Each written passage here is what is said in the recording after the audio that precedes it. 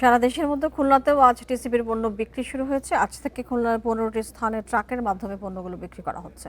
এই কার্যক্রমের আওতায় বাজার মূল্যের চেয়ে কম পণ্য কিনতে পারবেন ভোক্তারা। একজন গ্রাহক 2 লিটার ভোজ্য তেল, 1 কেজি চিনি, 200-র বেশি সার্ভিস ও ফিচারে লেনদেনের সব বিকাশ অ্যাপে সম্ভব।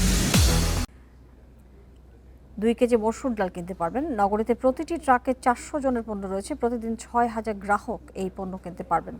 আগামী 21 মে পর্যন্ত এই কার্যক্রম চলবে। এই সময় পণ্যের পরিমাণ এবং বিক্রির স্থান বৃদ্ধির দাবি জানিয়েছেন ক্রেতারা। এদিকে ঈদুল আজহা উপলক্ষে রাজশাহীতে টিসিবির পণ্য বিক্রি শুরু হয়েছে। 15টি খোলা ট্রাকে এইসব পণ্য 6,000 পরিবারের মধ্যে বিক্রি করা হচ্ছে।